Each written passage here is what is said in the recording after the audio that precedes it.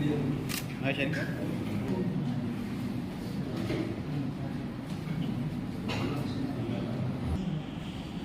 And electronic media మిత్రులందరికీ నమస్కారం. నాతో పాటు ఈ మీడియా సమావేశంలో మా పార్టీ రాష్ట్ర నాయకులు రాకేష్ రెడ్డి గారు, అలాగే DCCB చైర్మన్ పురాతన నాగకృష్ణ గారు, జీవన్ గారు, సుబ్బారావు గారు. శాసనసభ ఎన్నికల్లో ప్రజలు కాంగ్రెస్ పార్టీకి అధికారం ఇవ్వడం జరిగింది. అధికారం ఇచ్చి కూడా 60 రోజులు అయిపోయింది. ఈ 60 రోజుల కాలంలో ప్రజలు ఏదైతే కోరుకున్నారో, ప్రజలు ఏదైతే ఆశించారో, ప్రజల ఆశలకు అనుగుణంగా కాకుండా కాంగ్రెస్ పార్టీ ఎన్నికల సందర్భంలో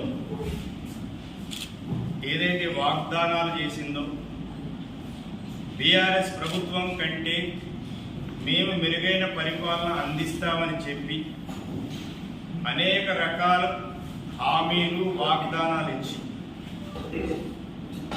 అధికారంలోకి వచ్చిన కాంగ్రెస్ పార్టీ 60 రోజులైనా ఇంకా కుదుట పడకుండా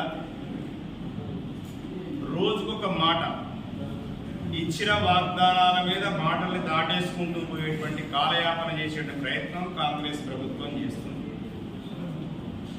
బీఆర్ఎస్ నాయకులు ఎవరన్నా మాట్లాడితే, అరే మొన్ననే కదా గవర్నమెంట్ వచ్చింది, అప్పుడు ఎందుకు పిలుపుపడుతున్నారు అని అన్నారు.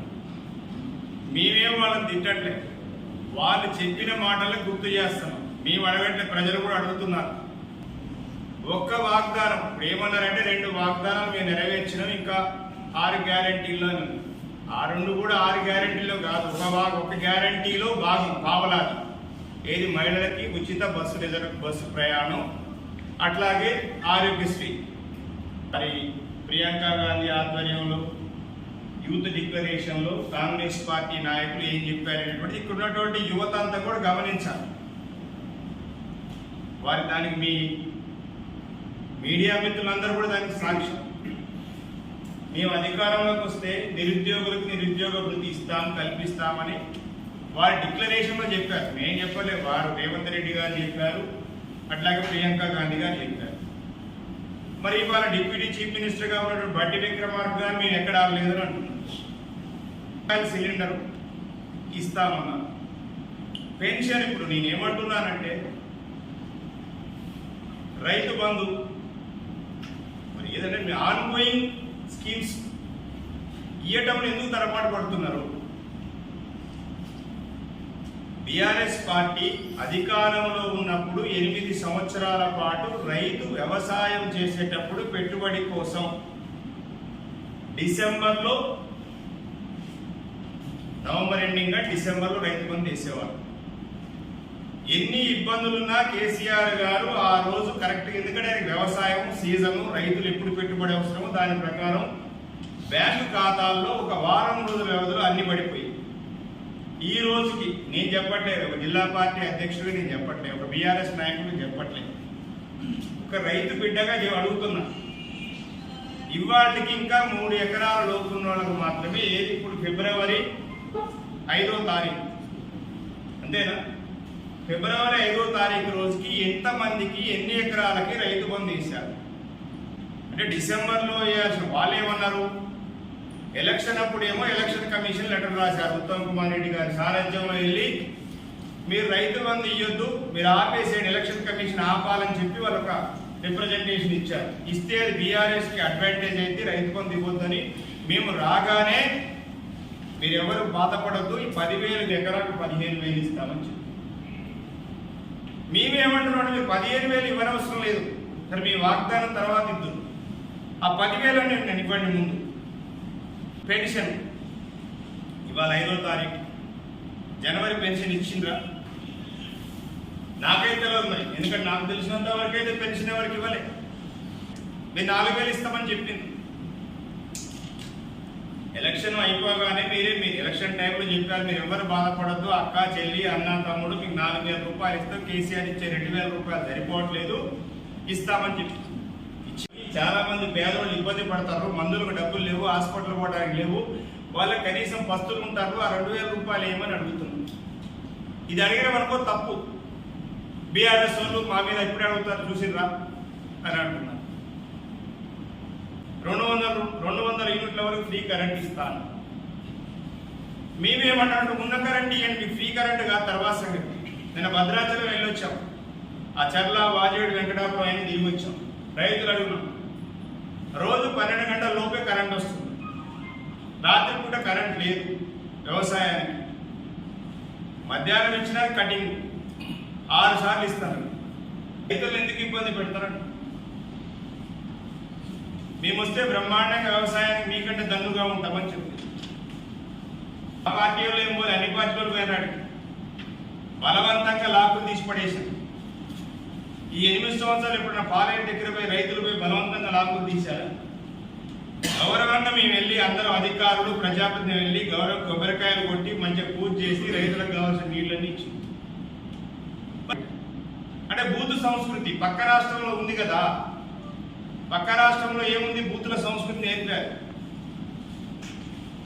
భగవద్గీత రామాయణ పారాయణాలు పక్కకు పెట్టి ఇప్పుడు బూతుల సంస్కృతి ఈ రాష్ట్రంలో కూడా తీసుకొని చెప్పారు. స్వయంగా ఈ రాష్ట్రానికి ప్రథమ పౌరుడుగా ఉన్న ముఖ్యమంత్రి బూతులు మాట్లాడే ఒక కొత్త సంస్కృతి ఎప్పుడు లేదు ఇంతవరకు. ఒక రాష్ట్రాన్ని తీసుకొచ్చిన నాయకుడిని రండా అంటాడా, గొంతు బీసి చంపుతా అంటాడా, బోను పెట్టి బోన్లు వేసి చంపేస్తా అంటాడు.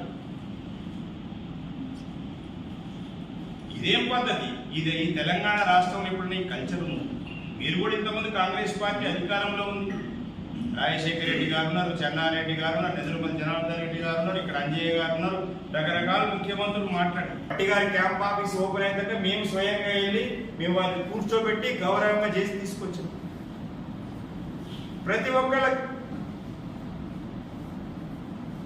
కానీ ఇదేం పద్ధతి, ఇదేం పోకడా? ఆ పక్కన రాష్ట్రంలో ఉంది ఒక అరాచక పాలన.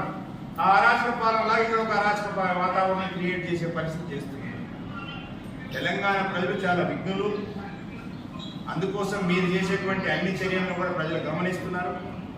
రెండవది, బీఆర్ఎస్ పార్టీ అనేది తెలంగాణ ప్రజల కోసం వచ్చినటువంటి పార్టీ, తెలంగాణ కోసం వచ్చిన పార్టీ, తెలంగాణ కోసమే బ్రతికే పార్టీ. ఇప్పటికైనా ప్రజలు ఇచ్చిన మ్యాండేట్ మీరు విఘ్నతతోని పెద్ద మనసుతోని దాన్ని ఇంప్లిమెంట్ చేసుకొని వాళ్ళు ఏదైతే ఆశిస్తారో ప్రజల ఆశలకు అనుగుణంగా పరిపాలన చేయండి.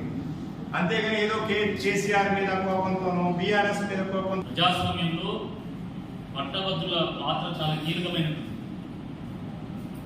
చాలా సందర్భాల్లో చెప్పుకుంటుంటాం, ఒక మంచివాడి మౌనం అనేక దుర్మార్గాలకు దారితీస్తుంది. కాబట్టి ఇటువంటి ఈ సమయంలో పట్టభద్రులైనటువంటి ప్రతి ఒక్కరు కూడా ఓటర్గా నమోదు చేసుకొని ఎన్నికల్లో ఉత్సాహంగా పాల్గొనాల్సిందే. ఈ సందర్భంగా మేము విజ్ఞప్తి చేస్తాం. నవంబర్ 2020 లోపు డిగ్రీ పూర్తయినటువంటి వాళ్ళు కానీ, డిగ్రీతో సమానంగా ఉన్నటువంటి డిప్లొమా పూర్తి చేసినటువంటి వాళ్ళు కానీ దీనికి అర్హులు. ఆన్లైన్లో నమోదు చేసుకోవచ్చు, లేదా ఎంఆర్ఓ ఎంపీడీ ఆఫీసుల్లో కూడా ఈ యొక్క ఫామ్ని సబ్మిట్ చేసి మన ఓటు హక్కును మనం పొందవచ్చు.